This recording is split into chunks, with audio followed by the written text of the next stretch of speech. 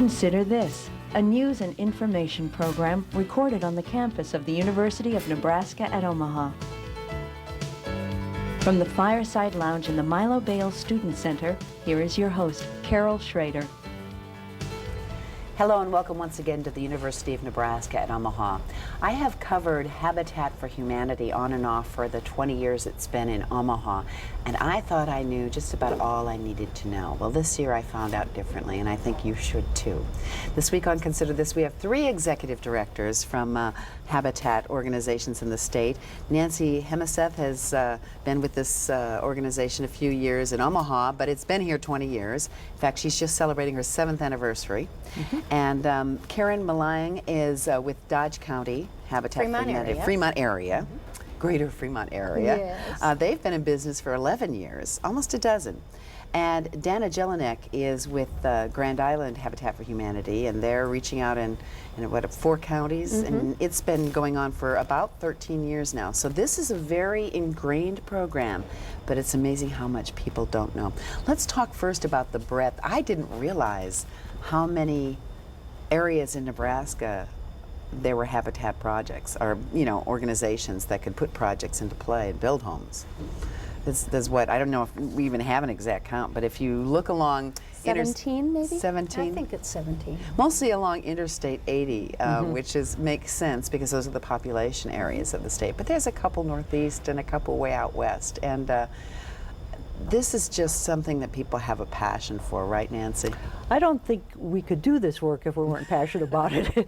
It is, it's quite a task. Sometimes I tell my staff that if this were easy, everybody would be doing it.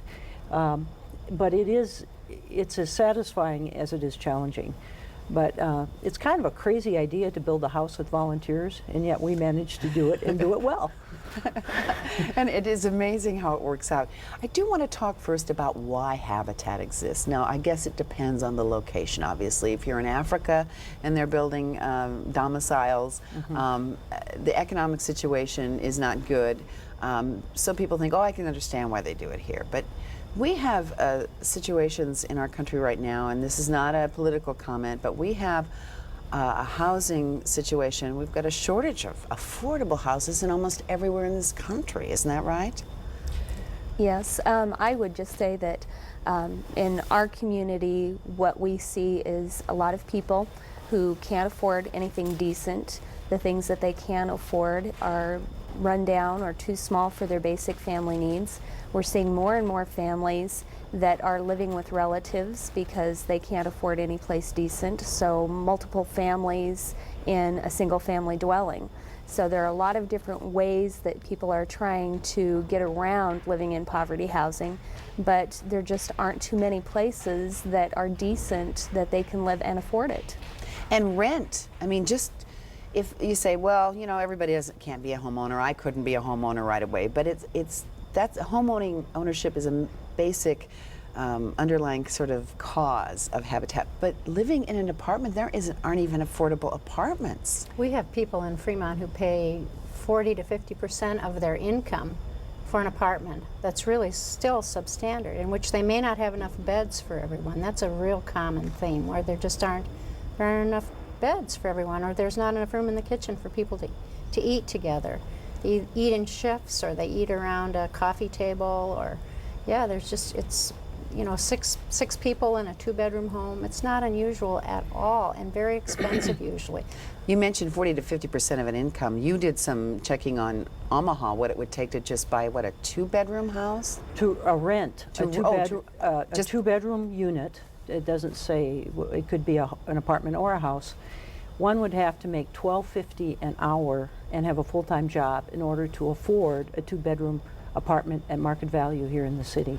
So there are a lot of people. Have you checked some of the want ads and what they're paying an hour? That's right. That's why people for generally skilled, even a skilled to semi-skilled.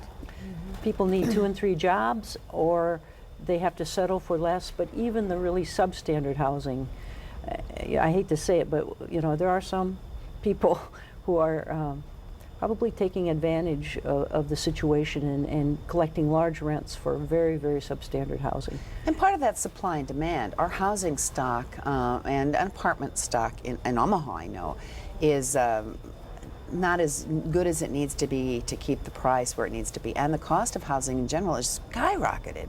Yes, very much So so. these things come together in a real disadvantageous way for people that are making, $10 an hour. yeah. I think it's, Right. it's important to note that most Habitat families are the working poor. They have jobs, they have several jobs, or both parents work. So it is, you know, the perception that it's people that are on welfare is absolutely false. Occasionally there might be somebody who's disabled, but even at on SSI, people probably couldn't even afford a Habitat house. So there really is a huge need that we're just scratching the surface to meet it. Let's get into some of the nuts and bolts. There are kind of requirements as a set of qualifications, so you just don't go, assuming you had enough houses to be able and could afford to build them, you just don't hand them out. What are some of the criteria? And I know they're slightly different. You have the right to kind of do what your community sort of calls for in terms of. Well, the first thing is need. We have to look at need, and the need is that people are living in substandard homes, and so that's the very first thing that we look at. And family selection committees, I think, pretty much across the board, actually go and visit people's homes. We don't just take someone's word for it that they live in a substandard housing.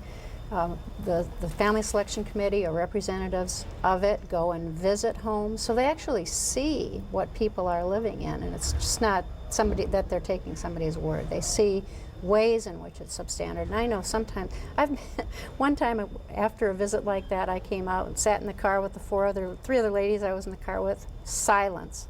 One woman said, "Okay, I'm going home and get down on my knees and thank God for my home." When you see the kind of places that some people have to call home. You mentioned families, there's single parents, there's all kinds of needs, and the children play a major factor in all of this, do they not? Yes. I have seen it firsthand that we've had families with a lot of kids that are on each other all the time because they're living on top of one another.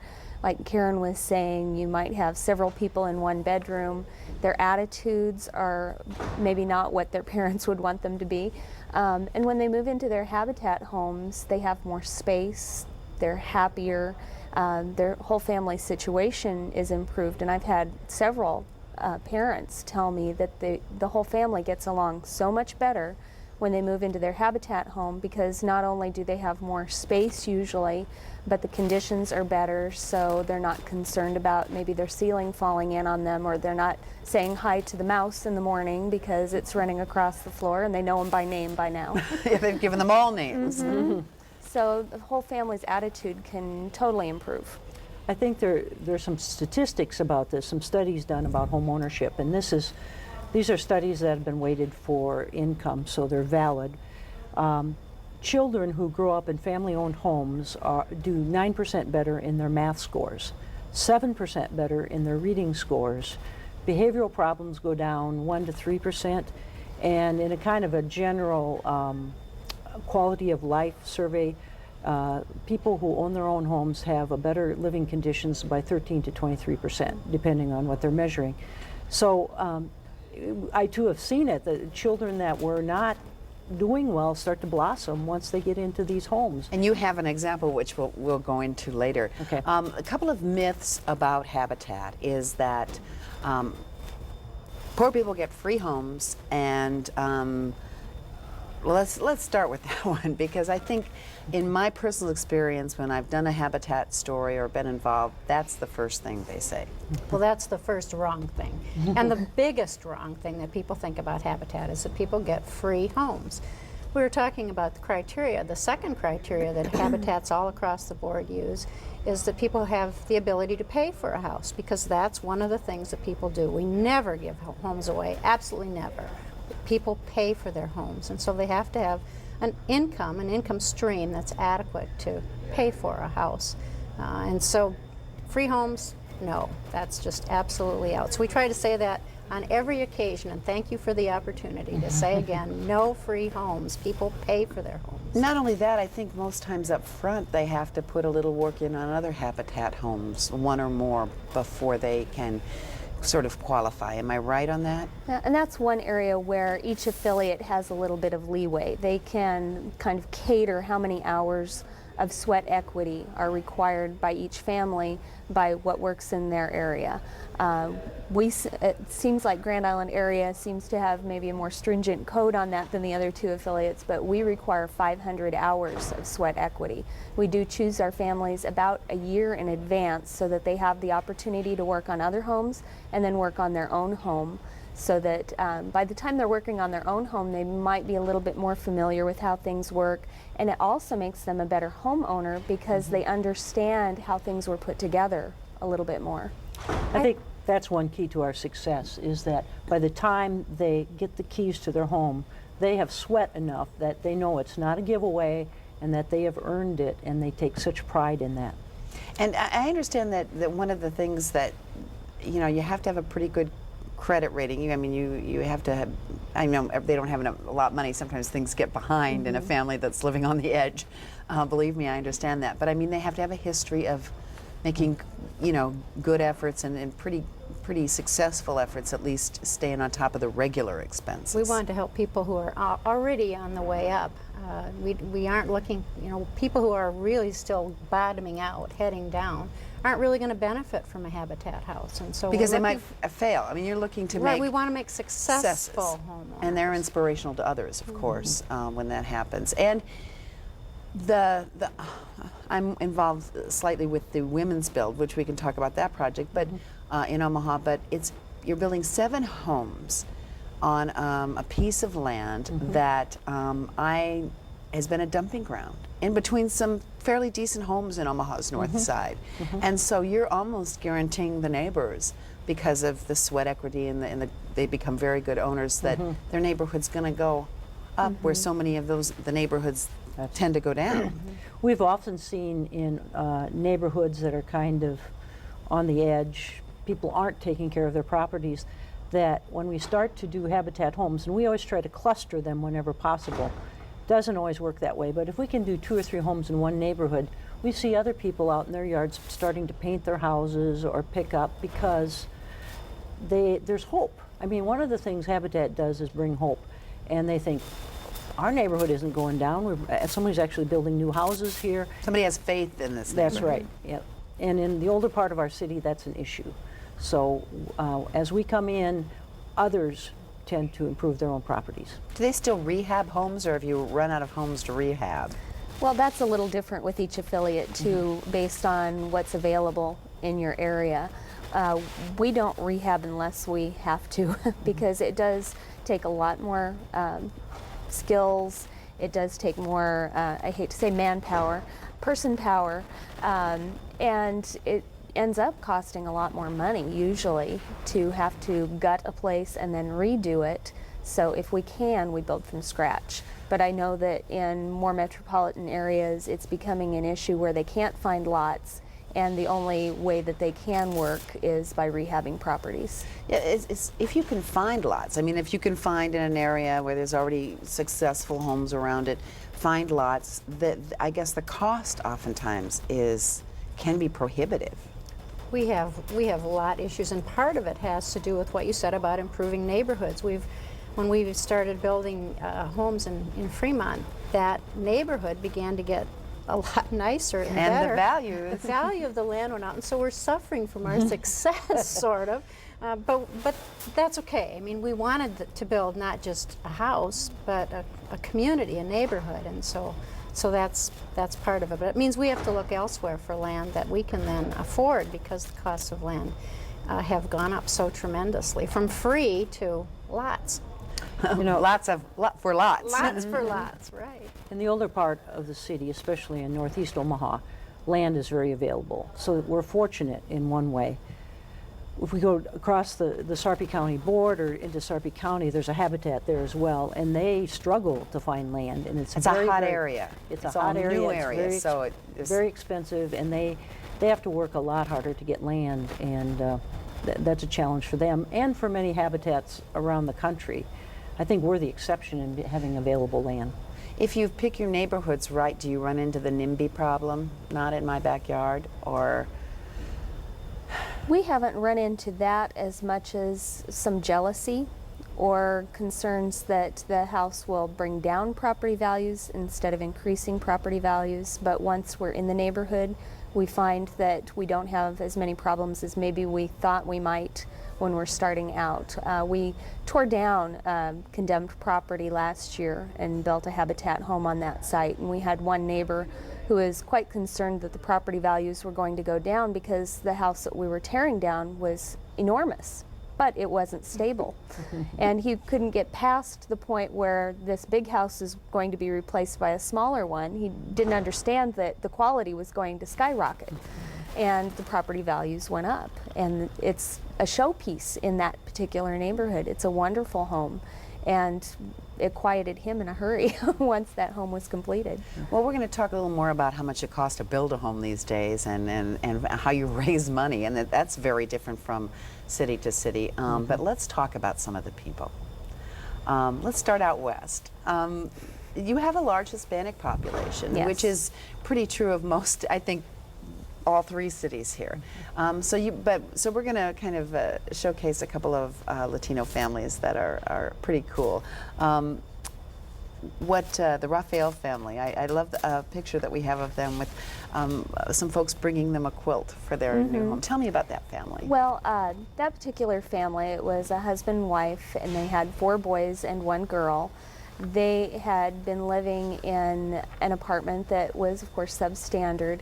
What was great about this particular home was that Vanessa, the daughter, she was 7 when they were moving into their home, and she was so thrilled to be able to be having her own room, that she didn't have to sleep with her brothers, that she was going to have a bed.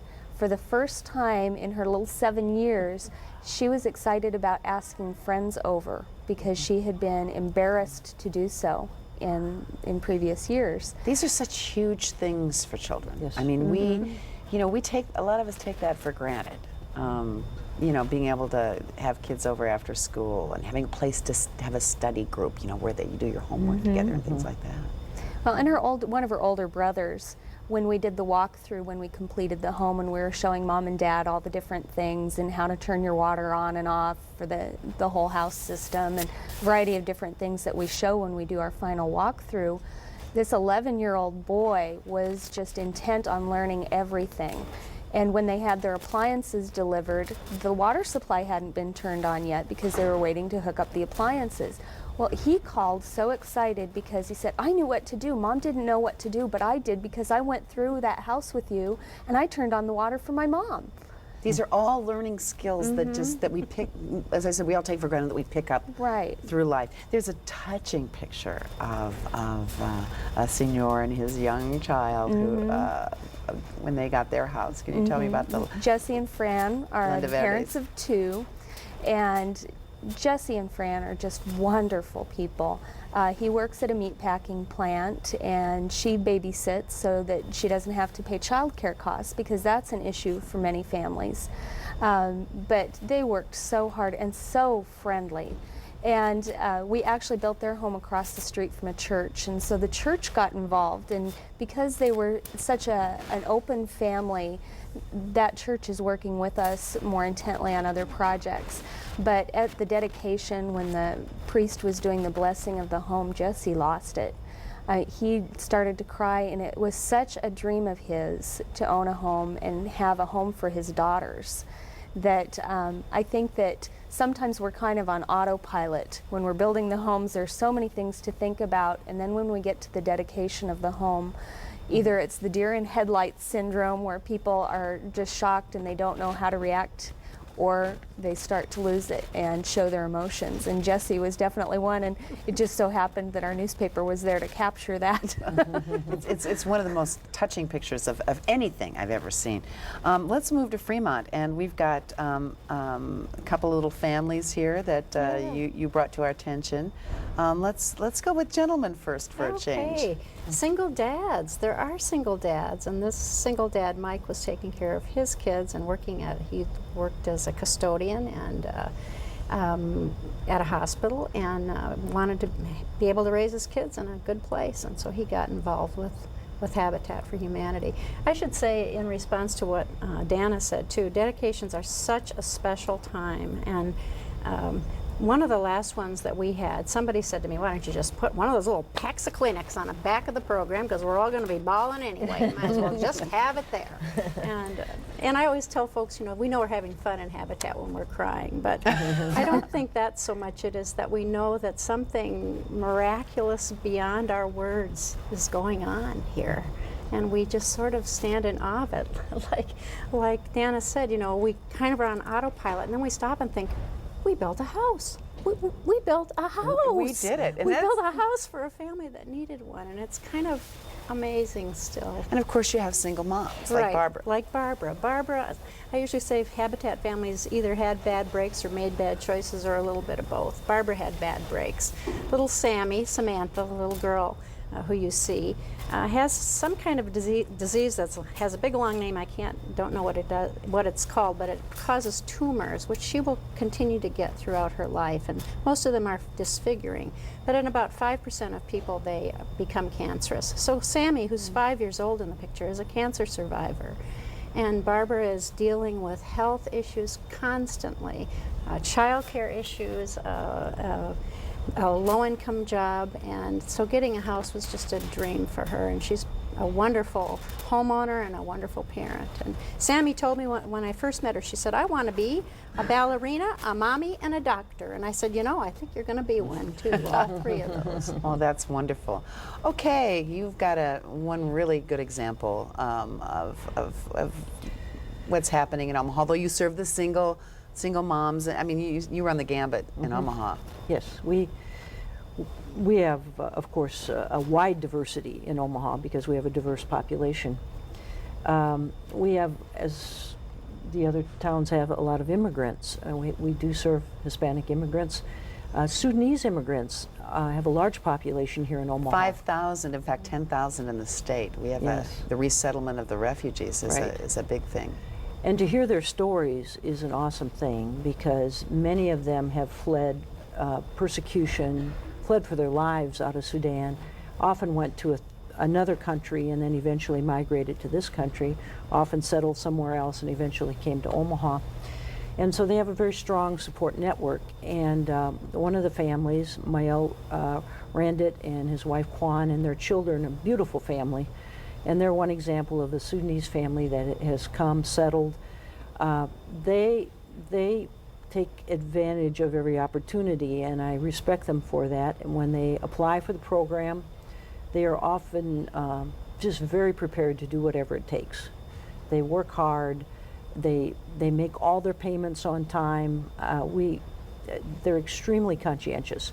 And so it is often touching to know that they've probably lived in a refugee camp at one point in their lives, and now they've become homeowners. Yeah, they wouldn't have gotten in the United States in most cases, the Sudanese, if they had not been a refugee. Because there's a resettlement. Well, all of our homeowners, it's important to make this point because all of our homeowners are legally in this country. Oh, absolutely, because there is a lot of people are concerned about the large number of undocumented workers in this country, and it's a political hot potato. But this has nothing to do with that issue. So if you're kind of upset about that, try to set that aside on this one. Well, obviously, we don't want the IRS to come, or whatever they call it now, whiskering our families away. Name ever since. Anyway, so that is just a necessity for us. We want stability, and of course we have to have families that plan to live in this country. And there's certainly enough worthy ones that are here legally that you have your hands filled just with that. We've just got about 4 minutes left, and I want to touch base on fundraising. You know, people think, in the old days, you donate a house, and then you, of course, have to go through so much expense and skill level to redo a house. But it costs more. We all know housing prices are going up. So how do you get your money? Well, I want to talk about our aluminum can program. Yeah. Habitat for Humanity International is partnered with the Aluminum Association, and affiliates all across the country can partner on this and collect and recycle aluminum cans in their community. Well, we started doing that in July of 2001, and since then we've raised $200,000 just recycling aluminum cans. That seems, I know I've taken big things to the recycling place and thought, I'd have to work a bazillion years to make just enough to make a deposit. Takes everybody in our community just giving their aluminum cans to us. And if we figured that if we put all those cans end to end, they would stretch from Iowa to past Denver, all the cans that we've recycled since 2001. I want to briefly touch on an event you had. You had a matching grant from a local bank, and you had to come up with what, $25,000 to because they offered you 25 if you matched it. So you had a neat little event last year. Well, we have our Salad and Silver dinner where people host and decorate a table in different themes, and then we sell tickets to the event and have dessert auctions and a variety of different things. So one of our Habitat homeowners, she was one of the hostesses for one of the tables. She decorated it all with things from the dollar store. And you would not know that looking at this table. It looked so elegant, but it was all dollar store stuff. Isn't that fun? And it so was it can be fun as well. Exactly. We're getting short on time. Whip through a couple of things that you do to raise money. We have a big auction, a servant auction every spring, and that probably is one of our biggest event fundraiser. We also have a Groundbreakers Club in which about 180 people give us money. And then last year we had a Kiss a Pig contest. I always figure that people will give you money anytime, but if they're having fun, they'll give you a lot more. So. Absolutely. And you whip out one here, Nancy. Just one? Just one, because we want to mention a couple more things. Okay. One of our fundraisers is the quilt auction. We started it last year, and we had a great assortment of quilts, and this is to support the Women Build. It will be again the first weekend of November, and that is, if any quilters out there who want to participate, that really is a wonderful thing, and we sell great quilts. You can get something very reasonable probably here in Omaha in early November. All handmade and beautiful. Just really quickly, we're talking all faiths, all ages, a lot of interfaith building, but it's not necessarily a religious thing, right? Right.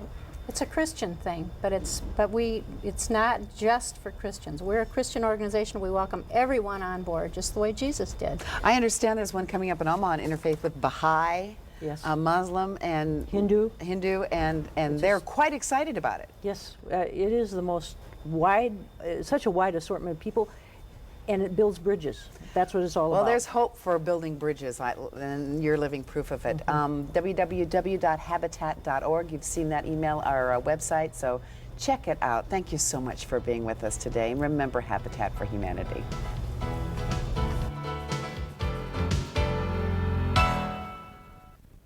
To view this edition of Consider This or past programs, visit our website at unotv.unomaha.edu.